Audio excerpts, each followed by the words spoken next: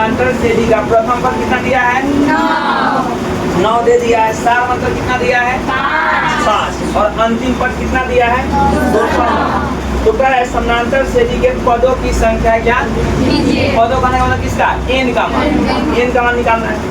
जो दिया है उसको लिख देंगे। एपी का प्रथम पद क्या है? 9। सारवंतर कितना है? 5 और अंतिम पद यानी टीएन कितना है? 209। मान लिए कि माना कि एपी में पदों की संख्या कितना है? हम लोग जानते हैं कि चूंकि टीएन बराबर क्या होता है? A plus N minus 1 into D.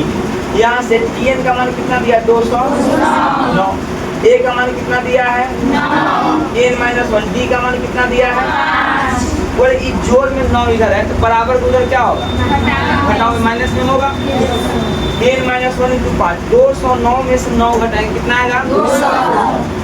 यहाँ पर 5 गुना में इधर है, इधर क्या होगा? भाग। एन माइनस 1 बराबर 200 बटा कितना होगा?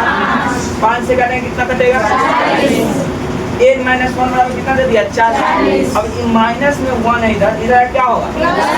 प्लस मतलब 40 है कितना होगा? 41। अब लास्ट में लिख देंगे अतः एपी में पदों की संख्या 41। या इसी को लिख सकते हैं एपी में पदों की अभिष्ट संख्या बराबर 41। अब एक सवाल यहाँ पे दिया हुआ है, किसी समानांतर श्रेणी का सारवंतर दे दिया हुआ है, जो दिया उसको लिख देंगे। एपी का सारवंतर डी का मान कितना दे दिया है? 4 और 11वां पद दिया है। एपी का 11वां पद कहने का मतलब T11 दे दिया है। कितना? 12।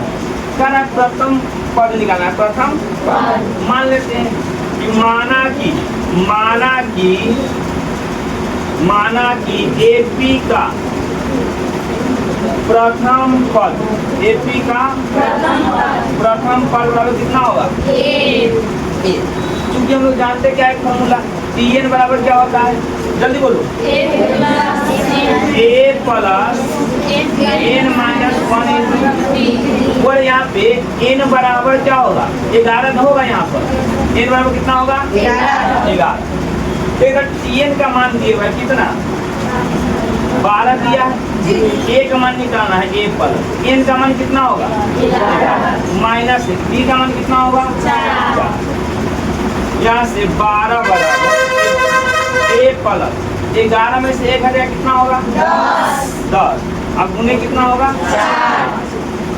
12 बराबर ए प्लस 10 ऊपर कितना होगा? 40। अब देखिए 12 जो 40 जोड़ में जाए क्या होगा? तो लिख सकते ए बराबर 12 माइनस 40। ए बराबर 12 में से 40 को घटाएंगे तो कितना हो जाएगा? माइनस के 28 लिखेंगे। अब एपी का प्रथम पद कितना होगा? माइनस कोई दिक्कत नोट कीजिए।